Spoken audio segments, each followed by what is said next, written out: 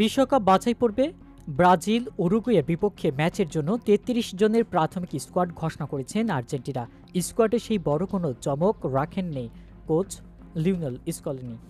ইনজুরির কারণে Lisandro মার্টিনেজের service পাচ্ছে না আল বিলেস্তেরা। দলের ডাক পেয়েছেন একাধিক তরুণ মুখ। ইতালিয়ান ক্লাব কোমো ১৯০৭ থেকে এসেছেন ম্যাক্সিম পেরোনো এবং নিকোলাস পাজ। বায়ার লেভারকুসেনের ইজিকুয়েল পালাসিস ও ম্যানচেস্টার সিটির ক্লাদিও এসেভেরি এবং বলোনিয়ার সান্তিয়াগো কাস্ট্রোদির ৩৩ জনের স্কোয়াডে দেখেছেন স্কলোনি।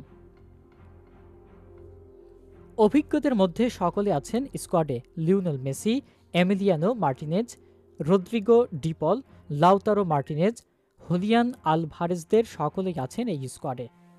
আগামী ২২ মার্চ উরুগুয়ের রাজধানী মন্টেভিডিওর এস্তাদিও সেন্তেনারিওতে মাঠে নামবে এই আর্জেন্টিনা। এরপর ২৫ মার্চ বুয়েন্স আইরেসে ব্রাজিলের মোকাবেলা করবে বর্তমান বিশ্ব চ্যাম্পিয়নরা।